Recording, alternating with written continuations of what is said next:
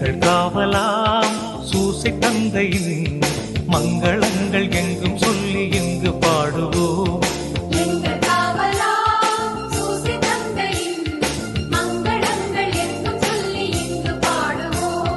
செங்கை அதிலே தங்க புஷ்பம் தங்கு போல ஏந்திடும்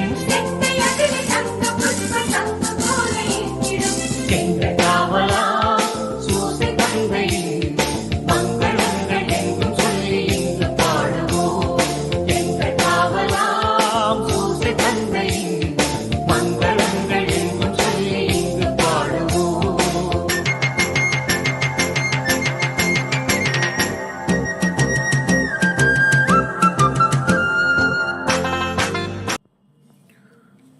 இயற்கை கொஞ்சம் மிக அருமையான சூழலில் செஞ்சிக்கு அருகாமையில் அமைந்திருக்கின்றது இந்த கொம்மேடு என்ற சிறிய கிராமம்.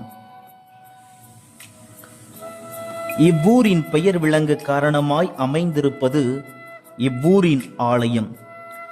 புனித சூசையப்பரின் பெயரை தாங்கி அனைவரையும் கவரும் விதமாக அழகுற அமைந்திருக்கிறது.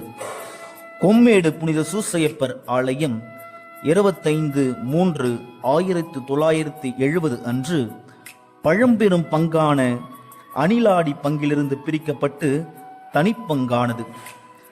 தற்பொழுது 500 குடும்பங்களை உள்ளடக்கிய கொம்மேடு கிராமம் புதுவை கடலூர் உயர் மறை மாவட்டத்தின் கீழ் சிறப்பாக செயல்பட்டு வருகிறது.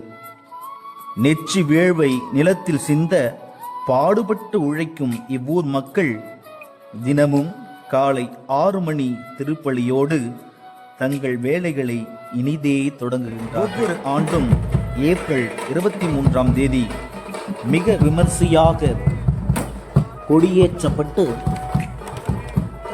மே 2ஆம் தேதி காலை திருப்பலி மற்றும் இரவு 11:30 மணிக்கு ஆடம்பர தேர்ப்பவனி மற்றும் மே 2 காலை கொடியிறக்கம் என இவ்வூரின் பாதுகாவலர் புனித சூசையப்பருக்கு விழா எடுத்து கொண்டாடி மகிழ்கின்றார்கள் இவ்வூர் மக்கள்.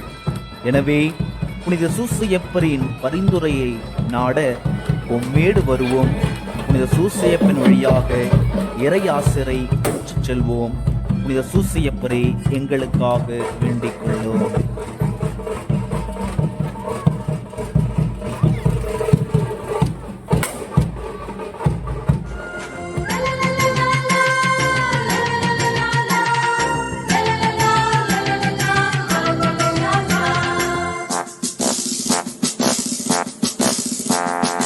எங்கள் காவலாம் சூசை தந்தையின் மங்களங்கள் எங்கும் சொல்லி இங்கு பாடுவோம்.